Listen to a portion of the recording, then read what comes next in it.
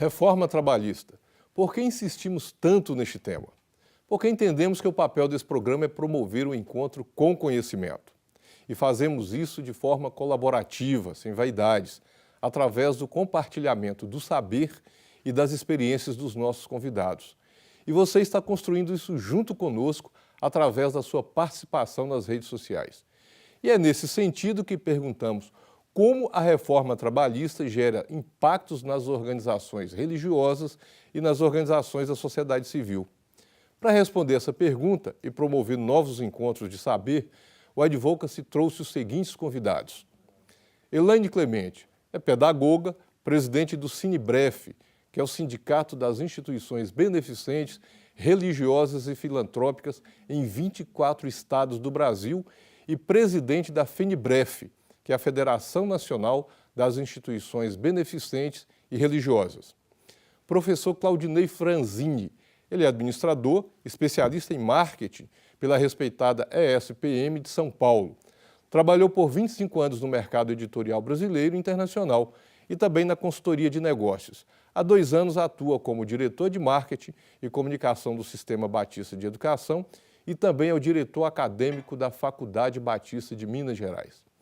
E fechando a nossa roda de conversas, contamos com a presença do pastor Flávio Félix, pastor, administrador, vice-presidente da Fundação Oasis e gestor administrativo e financeiro da Igreja Batista da Lagoinha e da Rede Super de televisão.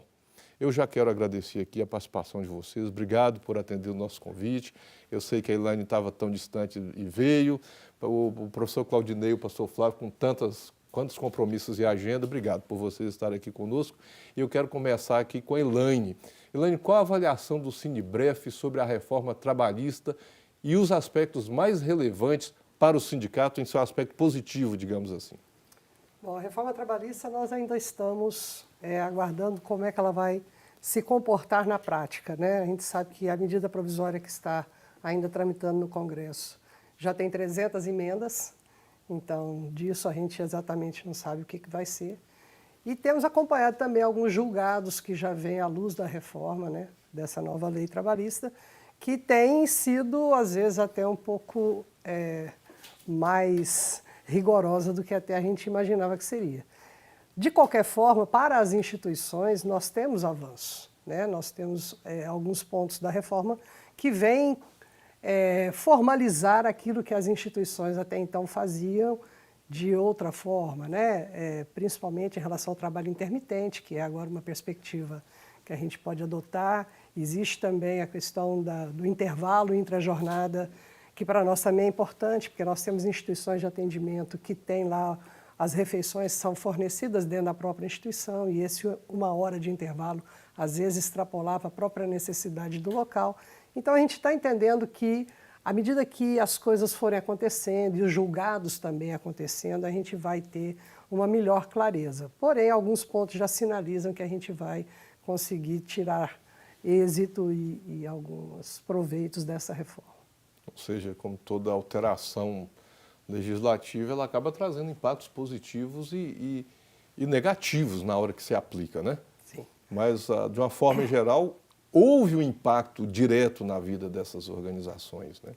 Na gestão das organizações. E eu acho que trouxe para nós um ponto importante, que é colocar o patrão num contraponto melhor com o empregado agora, né? A gente sabe a questão que a reforma trouxe em relação à litigância de má-fé, né, que é aquela coisa de que sempre se perdia na justiça do trabalho, ou nesse sentido, eu acho que agora as duas partes terão uma responsabilidade maior em relação à sua conduta e naquilo que se pleiteia em relação a direitos e deveres, né? Uma coisa curiosa que a gente está vendo aí da sua fala, Elaine, é que assim, o judiciário tem as decisões do judiciário, nesses poucos dias aí de implantação da reforma, tem ido nos mais diversos sentidos, né?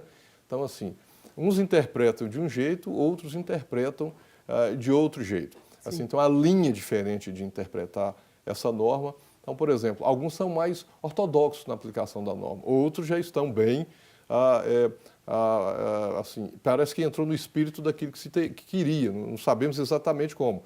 Mas, por exemplo, está comum a aplicação da litigância de má-fé, e nós já tivemos aqui um debate sobre isso, um programa sobre isso, e uma das linhas de raciocínio do judiciário é, em havendo uma reclamação trabalhista, se o empregado requer 100 mil reais, dentre os seus muitos pedidos, e ele tem de êxito lá 40% desses pedidos, significa que no quesito sucumbência, que é aquilo que paga para o advogado da outra parte se perde a causa, olha, você vai ter direito a 40% da sucumbência porque você ganhou 40% do pedido, entre aspas. Sim. E 60% você vai ter que pagar. Por outro lado, noutra linha de raciocínio, tem também da litigância de má-fé.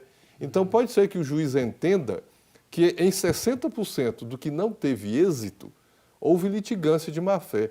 E aí é que reside aqui uma preocupação, porque isso tem sido aplicado, né? Sim. Tem sido aplicado e com bastante frequência, litigância de má-fé naqueles pedidos que a pessoa não teve êxito. Pois não, professor? Como o caso de ontem, né? Ontem teve uma...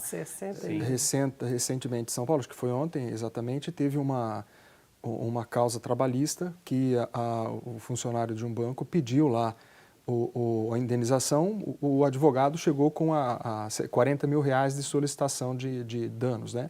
E o juiz autorizou, então, determinou que seria 500 mil reais para efeito de causa. E conseguiram comprovar que tinha realmente um erro de cálculo e o funcionário do banco, então, teria direito a 17 mil reais. E no final, ele recebeu 17 mil reais, mas como a causa tinha sido avaliada em 500 mil reais, o que ele tinha que pagar para o advogado foi 65 mil reais. Quer dizer, então, teve um prejuízo aí enorme, que eu acho que é isso exatamente que é um dos pontos que a reforma traz, que é essa intervenção quanto à litigância de má-fé, né, que você começa a limitar a interpretação errônea e também o uso da má-fé para a penalização de uma das partes, né? Agora, professor, até aproveitando aqui a sua fala, que está na gestão de uma organização, de instituição de educação, de grande porte, né? Uma novidade ou a introdução da reforma é o trabalho intermitente. Como está vendo isso? Isso tem um aspecto positivo para a gestão, ou como se diz, para o mercado? Isso é positivo? É positivo, sim, Dr. James. A gente percebe que isso vai limitar a dificuldade, quer dizer, vai ampliar a facilidade para contratações e o uso de uma mão de obra qualificada em determinados momentos. O problema que a gente tinha até então é que você não poderia chamar um professor para substituição de outro por um período de três aulas ou de quatro semanas, sem que houvesse ali uma intervenção até de resilição futura, né? Então isso é facilitado porque esse profissional ele pode ser chamado até com 24 horas de antecedência da sua jornada de trabalho, né? Sem que haja uma dificuldade na relação trabalhista. Um outro ponto que eu vejo também, eu penso que isso deve trazer um benefício para as organizações, por exemplo, filantrópicas de captação de recursos para benefício de assistência social. Normalmente, essas ações elas são feitas em determinados momentos, em determinados horários, né? E até então a gente precisaria contratar, eu estou dizendo isso em nome das instituições, apesar que não tenho esse caso lá dentro, mas a gente teria que contratar um profissional em tempo integral, 40 horas ou mais, ou talvez um pouquinho menos, mas muitas vezes do tempo ele ficava ali sem uma atividade, porque a atividade dele seria ou à noite, numa reunião de algum grupo, ou no final de semana, em reunião de igrejas e associações, onde ele ia atuar ali para a demonstração do seu trabalho e, naturalmente, o levantamento de fundos para o objetivo da instituição. Então, tendo essa possibilidade, que é o que é denominado de intermitência, né, permite que você defina quais são os dias a serem trabalhados, tem todos os benefícios de um profissional contratado em tempo integral, pode exercer a sua função em outras atividades, em outras empresas também, quer dizer, dividir, sem perder os seus benefícios trabalhistas, né? Então, ele pode ser registrado com um contrato onde diz que ele vai ser informado dos horários de trabalho dele com 24 horas de antecedência. Então, isso, assim, amplia a possibilidade de empregabilidade, reduz a necessidade de uma empregabilidade total sem uso da mão de obra e também permite que o evita a profissional informalidade, né? traz para a formalidade, Traz você pra formalidade. elimina a informalidade Sim. e ainda permite que esse profissional que está empregado na sua organização possa também trabalhar em outra. No bloco anterior, deixei aqui uma pergunta para o pastor Flávio, falando da dispensa negociada. Isso pode trazer facilidades para as organizações religiosas, pastor, para as igrejas, em que isso favorece a atividade da administração pessoal numa igreja, por exemplo, uma igreja grande, uma igreja pequena, aqui no intervalo a gente comentava sobre isso. É interessante porque agora, nessa reforma, surgiu esse impacto de poder dialogar no caso de uma dispensa, né? Porque existia um padrão e hoje eu tenho como organização, como igreja e organização, poder dialogar com aquele funcionário. Né? Então a gente tem impactos hoje no fundo de garantia, tem impacto no aviso prévio, né? E isso para a instituição como igreja, agora eu vou dizer na parte de custo, né? Nós como igreja e organização, para poder fazer um acordo, para poder fazer um pagamento, se eu tenho o direito de dialogar com o funcionário, porque é como nação. Nós vivemos situações que às vezes está tudo bem, podemos honrar com aquele compromisso, mas se eu puder dialogar, parcelar, ter um desconto de 20%, igual acontece nessa situação, de ter desconto no fundo de garantia, de ter desconto no aviso prévio. Aviso prévio, exatamente. E isso para a instituição é relevante, é muito importante, porque nós trabalhamos, muitas vezes as pessoas falam assim, pastor, é muito fácil porque é só orar. Nós oramos. Nós dividimos tudo com o Senhor e é Ele que honra a casa dele, a igreja dele. Mas Ele pede para a gente ter sabedoria nas nossas atitudes, Ele pede para a gente medir, né? Isso é muito importante. Agora, é porque a reforma introduziu algo bem importante, né, pastor? Assim, a gente fica pensando, porque as organizações, sejam as organizações religiosas, que são as igrejas em geral, sejam as filantrópicas, né, da área da assistência, da área da educação, ou mesmo da área da saúde, os hospitais, ou seja, ou vive de convênios, ou vive de um público com exceção, mas sobretudo da assistência social e da área da saúde, bem como as igrejas, as organizações religiosas, elas vivem assim da doação ou dos convênios.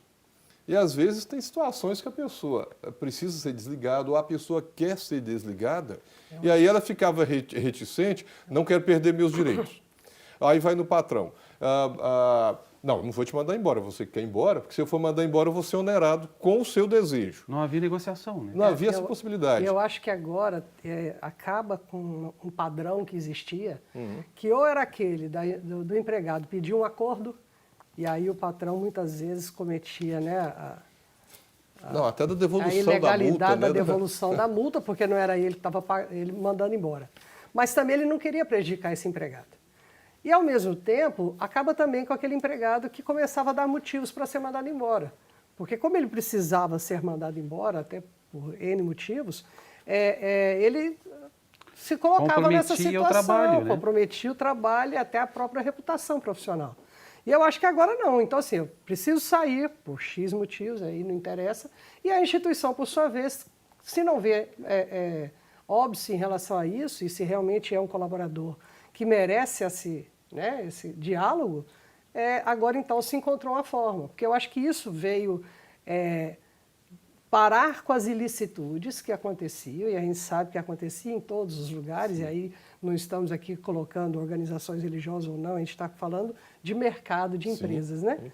E aí, então, eu acho que isso veio para dirimir essa questão, essa situação. Eu acho que tem uma coisa importante que você falou aí, né? Acho que o professor Claudinei vai concordar também, essa coisa da demissão, quando o empregado quer, acontecia de privilegiar o mau empregado e restringir o bom empregado. Eu não abro mão dele porque eu não quero que ele vá embora, então não vou mandar embora. Aí o mau empregado queria ser mandado embora, já era mau mesmo, aprontava mais agora, é demitido, com todos os seus direitos. Quer dizer, como se fosse uma punição, né? como se fosse uma punição. E, no fundo, é uma punição para a empresa. Apesar que eu acredito, James, que quem tem senso de missão jamais quer ser demitido, né?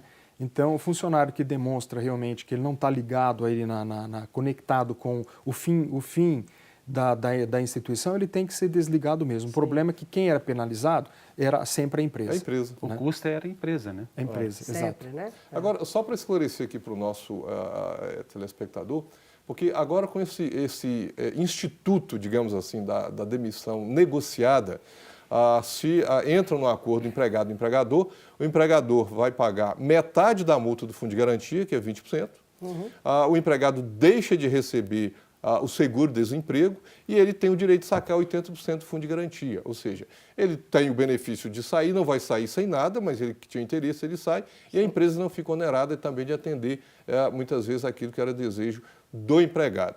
Mas um outro ponto importante nessa esteira aí também, pastor, é que a terceirização, nós temos agora também de 2017, a Lei 13.429, que é a da terceirização. Já havia a previsão da terceirização para as chamadas atividades meio, como, por exemplo, área de TI, área de serviços gerais, etc. E essa lei, ela introduziu e inovou, porque agora pode também terceirizar as atividades fim, né? Aí eu fico perguntando, será que a igreja tem jeito de terceirizar a atividade de fim? Assim, vamos contratar um pastor para pregar aqui. Ele é só um contratado, ele não é da igreja. Olha, James, Acha que isso vai ajudar, acredito pastor? que não. Acredito que você direcionar um púlpito de uma igreja, primeiro, a Bíblia diz que o Senhor escolheu aqueles para serem sacerdotes, para serem mestres, para serem profetas. Então, quem escolheu foi Deus. Então, se eu terceirizar uma função como essa, é humana, não tem nada espiritual nisso, né? Sim. Então, deixa Deus resolver isso. Não vamos entrar com essa situação na igreja. Nesse local da igreja, não. Não vamos fazer igual a Alemanha, né, que é pago pelo Estado? Mas eu acho que, para além até das próprias igrejas, aquilo que o professor falou é muito importante. Existe nas nossas instituições uma missão que é o que nos norteia. Sim. A atividade, na verdade, ela vem para efetivar a nossa missão. E aí, por isso que ela pode ser em qualquer área, né? E na área que a demanda da comunidade, onde a gente está inserido, estabelece. E eu penso que nas nossas instituições, terceirizar a atividade fim é um contrassenso, né? Porque justamente essa falta de afinidade com a missão, né? Porque você acaba perdendo isso. Eu acho que a terceirização ela é uma questão difícil dentro das instituições, a não ser naquelas atividades mesmo, como você disse, administrativas e que servem de apoio, né? Mas na atividade fim, eu imagino que... E aí, professor, o que o senhor acha de eu montar uma empresa só para ter lá assim, vários professores contratados e eu te cedo essa mão de obra? Será que vai funcionar nas instituições de ensino? Estou aqui brincando a forma de colocar, mas fazendo uma pergunta séria. Mas eu creio que no caso de uma instituição de ensino é diferente de uma igreja. Sim, claro. Né? Porque hoje, se a gente olhar ao nosso redor, nós temos um número de profissionais da área educacional que ficaram sem uma atividade profissional, é um número exorbitante, um número enorme do ensino superior, né? E é muito possível que você, Dr. James, monte a sua empresa, faça a captação desses melhores nomes e ceda para serem os professores de uma instituição de ensino. Sim, é permitido, agora é permitido e é possível. Sim. A questão é que do outro lado... Tem alguns critérios para isso, né? Tem os critérios, mas a questão é que do outro lado tem uma instituição que se ela levar isso apenas pela regra da lei, pela letra da lei, ela vai fazer tudo certinho, só que ela tem que se dar conta que no momento em que ela tiver qualquer desavença, qualquer litígio, qualquer dificuldade com esse fornecedor exclusivo, ele simplesmente fecha a instituição, porque ele pega todos os professores e leva para outra instituição, né? Então tem esse lado também. Então a coisa não é assim, a revelia. É algo que tem que ser, tem que haver um consenso intelectual e um consenso estratégico dentro das próprias organizações. E eu concordo com o pastor Flávio que, de fato, abre um parênteses, de fato a gente tem em algum momento das nossas igrejas, nós temos o púlpito terceirizado, quando nós convidamos um pastor de fora para pregar lá, nós estamos entregando para ele o púlpito. Mas nós não deixamos de administrar a instituição. A administração, a visão, a missão, continua sendo, as metas continuam sendo nossa. É diferente da terceirização, que se me permita talvez até usar como exemplo aqui, eu decidi abrir 10 igrejas e contratar 10 pregadores diferentes para pregar nessas 10 igrejas sem que eles estejam interagindo com a visão. Até porque o reino de Deus não funciona assim, né, gente? Agora, uma coisa importante aí também é que é o seguinte, quando nós falamos da terceirização, da final e etc., eu sou advogado e eu sempre falo isso. Não é só o jurídico para a tomada de decisões, né? E assim, o professor Flávio, sabemos disso. fala, olha, o jurídico é importante, ele tem reflexos, sejam positivos ou negativos, né? mas ele não é o único, porque, tá bom, a lei agora autoriza fazer a contratação de terceiros, mas você tem que avaliar outros aspectos para se tomar uma decisão. O jurídico fala, ok, está de acordo com a lei. Tem questão de gestão, de estratégia financeira, para ver se interessa isso. Então, você tem uma análise financeira sobre esse assunto. Tem do ponto de vista da imagem da organização, né, que, olha, a organização tal, todo mundo é terceirizado. Quer dizer, como é que o mercado, digamos assim, o seu cliente vai ver isso? Interessa para a instituição manter a sua filosofia, a sua visão, terceirizando a sua mão de obra, sobretudo das atividades fim? Quer dizer, há vários elementos que têm que ser considerados quando a organização toma uma decisão, por essa ou por aquela, que não é exclusivamente o jurídico, ou seja, não é só o que está na lei, né, professor? É o que você falou, é só o que está na lei. E outra coisa, né? A gente terceiriza serviço, ou seja, a pessoa que vai executar o serviço pode ser que venha uma ou outra em determinado dia. E aí, então, sim, eu acho que prejudica a questão da efetividade da missão. E uma outra coisa que a gente não pode perder de vista é que nós somos empregadores diferentes, né, do que aquilo que a gente vê em termos de mercado, capital-trabalho, etc. A gente precisa aplicar também nas nossas contratações e na nossa gestão aquilo que nos estabeleceu como instituições. Né? Não é possível que a gente vai... Sim, e não é possível que a gente vai aplicar com o nosso empregado aquilo que contraria, inclusive, a própria missão da instituição. Nós temos princípios, né? Nós temos princípios. Então, quando a gente fala, por exemplo, do contrato intermitente, você pode avisar com 24 horas de antecedência. Pois é, mas isso permite que esse empregado realmente possa prestar serviço em outros lugares? Então, assim, se a gente está tratando disso dentro de uma outra empresa, não sei como é que eles vão praticar. Mas nas nossas instituições, o que a gente precisa zelar é para que este empregado possa saber exatamente qual é o horário que ele é contratado para fazer, para que ele também possa se programar. Então, a gente precisa ter a nossa gestão aplicada na nossa missão. Falamos da terceirização, e aí teve um comentário seu muito pertinente, né? Quer dizer, os critérios da terceirização não acabaram, né? Ele ampliou o espectro aí para a terceirização. Ele permitiu que a terceirização alcance também a finalidade, atividade fim da instituição. Mas não deixou de lado as questões de relação trabalhista, por exemplo, de subordinação. Dizer, continua não valendo ainda que o contratante chegue para o contratado e tenha uma relação direta de ordem, de instrução continuada. Isso aí caracteriza vínculo trabalhista, né?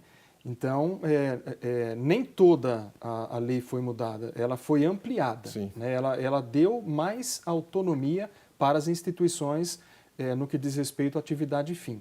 Mas ainda continua valendo a questão da relação trabalhista, que é essa questão da independência. Né, ou seja, o empregado da contratada não se torna empregado da contratante. Exatamente. Né? Você não pode, continua não valendo aquela ordem direta continuada, né, quer dizer, que gera um vínculo direto entre duas instituições. E o pastor Flávio perguntava aqui anteriormente com relação à responsabilidade, né, pastor? Que era uma preocupação sua. A contratante se torna, então, a fiscalizadora da questão dos encargos sociais trabalhistas desse contratado que está na empresa, né? Pastor, isso é uma curiosidade, assim, a gente falava aqui, como que o judiciário vai entender isso, né? Porque trouxe critérios para o contratante. Olha, tem que, na verdade, tem que estar fiscalizando mesmo, monitorando, pedindo documentos, etc. Tá, e se para além disso, aí é que tem uma questão que nós vamos ver como que o judiciário vai entender nas suas decisões. A contratante, ela atende todos os critérios da lei. Pede relatório, informação, as guias de recolhimento, comprovante de pagamento de salário, etc, etc. Tá, e se além disso, o empregado resolve a justiça contra a terceira, ou seja, a contratada, que na verdade é de quem ele é empregado, E aí, como que fica a questão da responsabilidade subsidiária do contratante, né? Quer dizer, também é vamos ver esse limbo, como que vai ficar agora, né? Se a contratante cumprir todos os critérios legais, né? Isso. E hoje a contratante, ela fica, entre aspas, aguardando o resultado da contratada com o funcionário. Sim.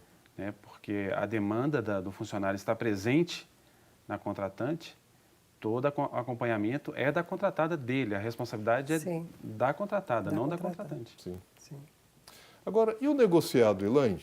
Quer dizer que agora o sindicato manda de vez na lei? Como que é isso?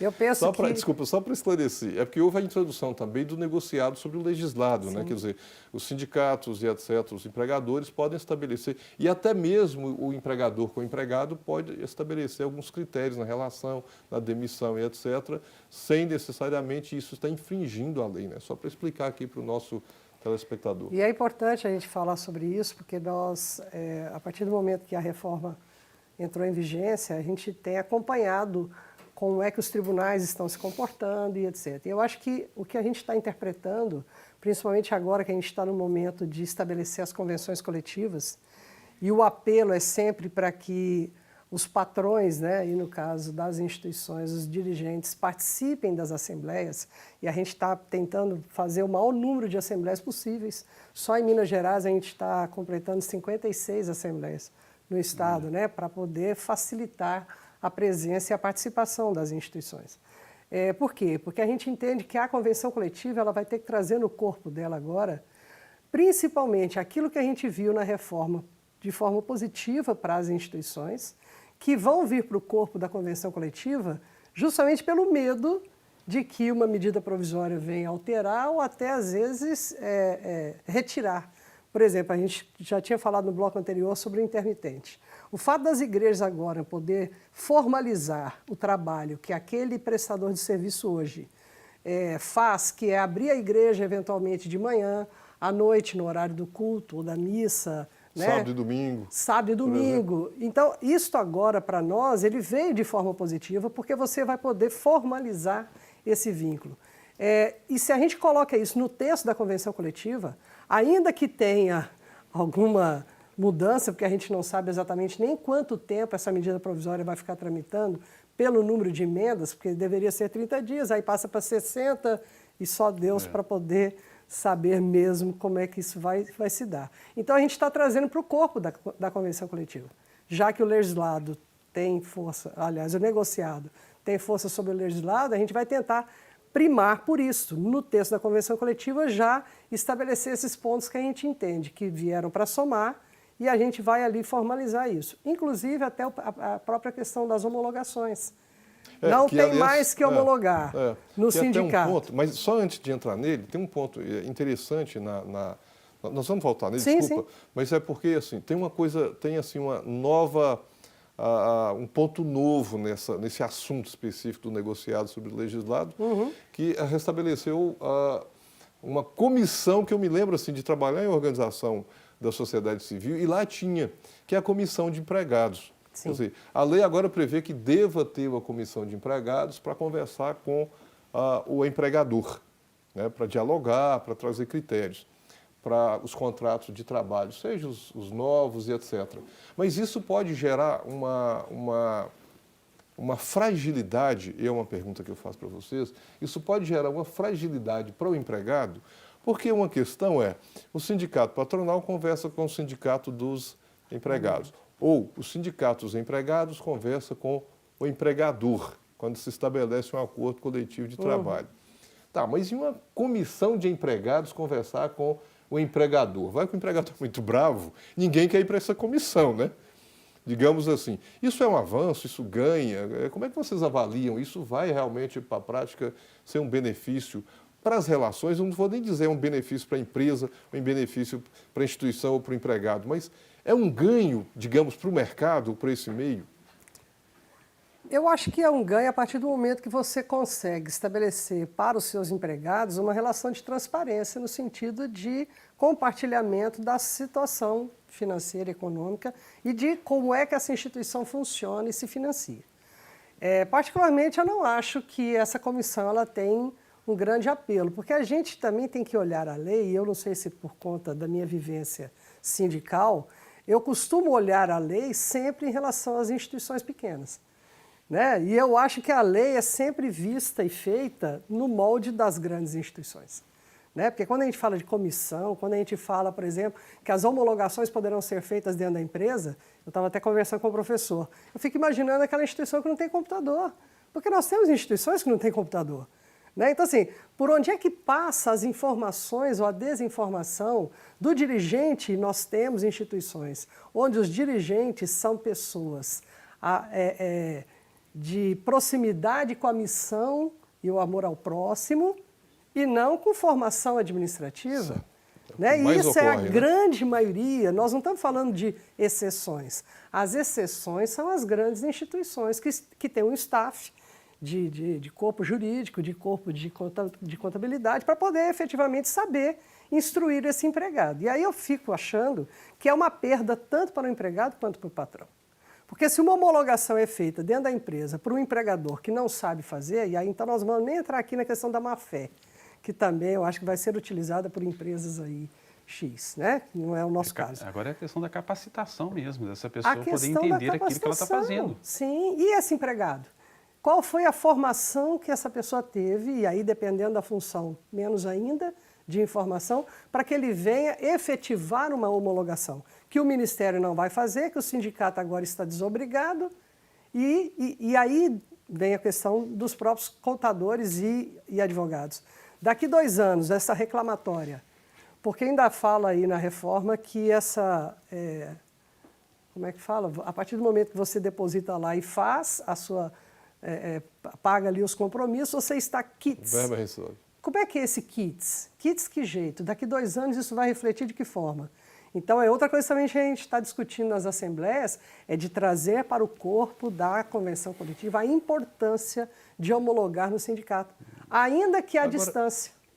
Mas aí, uma pergunta aqui, professor Claudinei, e o que fazer nesse ambiente aí, o pastor Flávio também, da organização, né? Assim, porque automaticamente o departamento de pessoal, ou seja lá qual o setor que gerencia pessoal, a lei entrou em vigor dia 11 de novembro, que aliás teve uma sentença já dia 11 de novembro, que era sábado. Dia 13.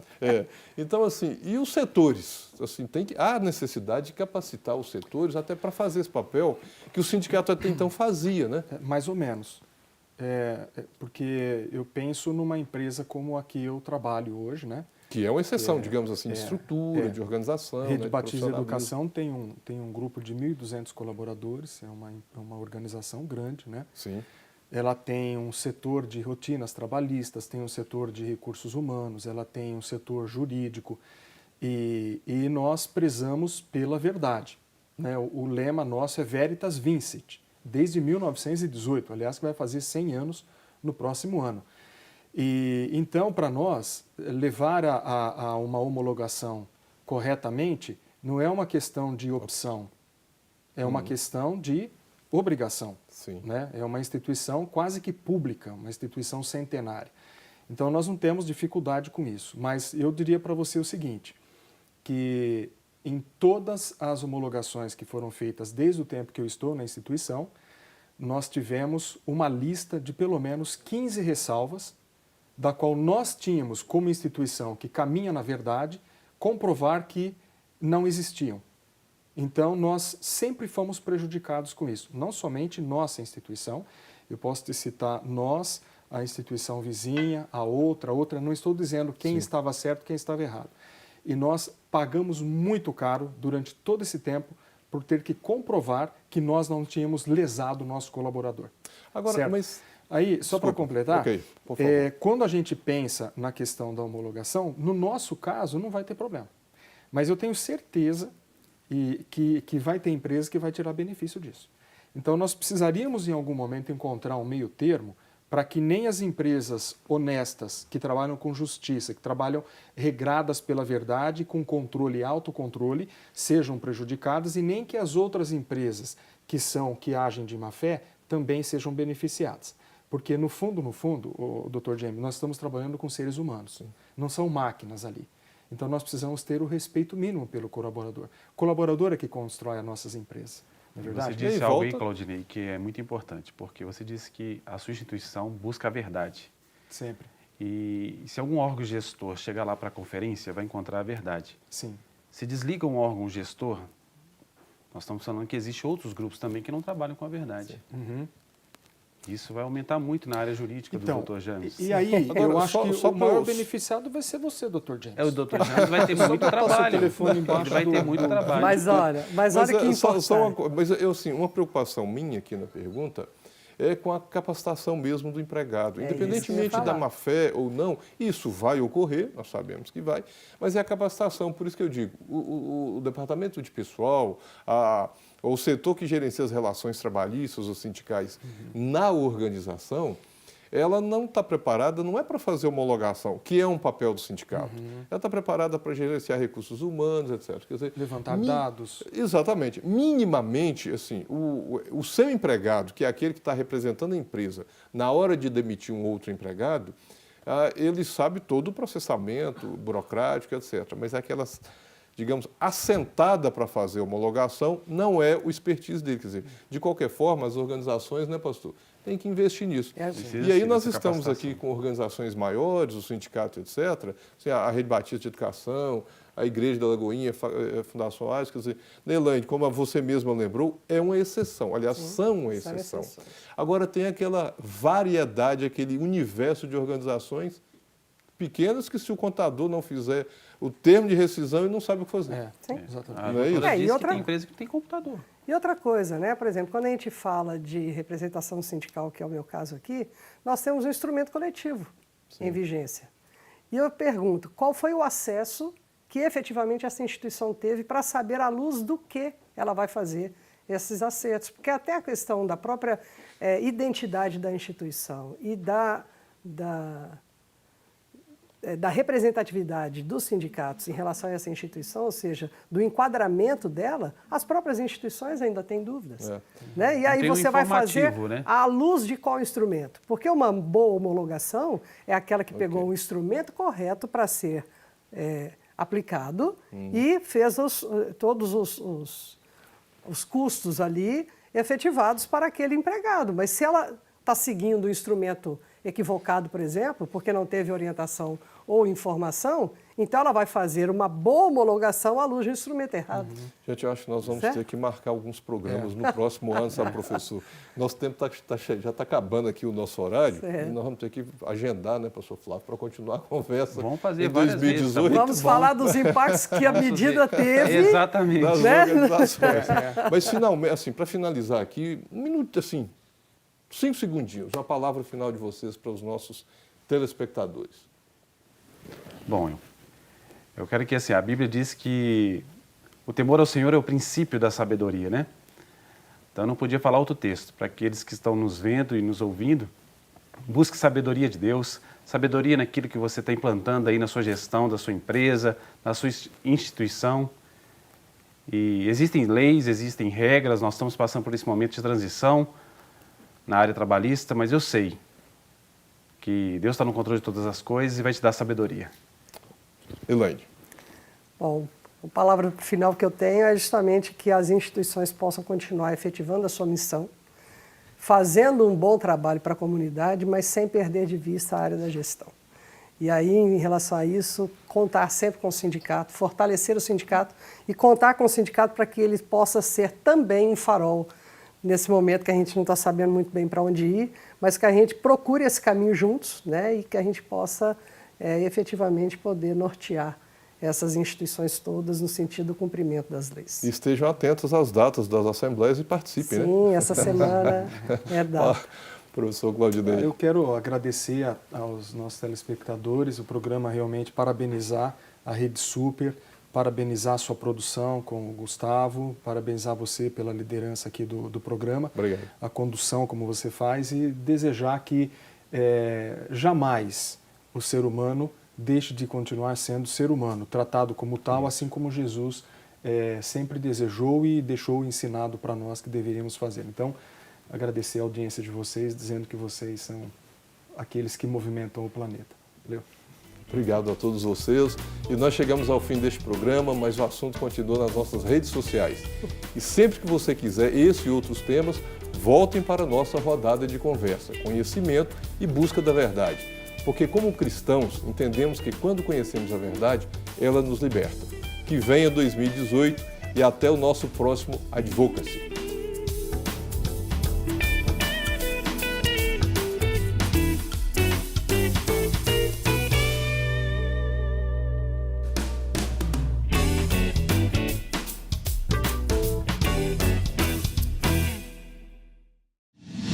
Para receber todas as novidades do canal, inscreva-se e se curtir o vídeo, clique em gostei. Aproveite para acompanhar a Rede Super nas redes sociais.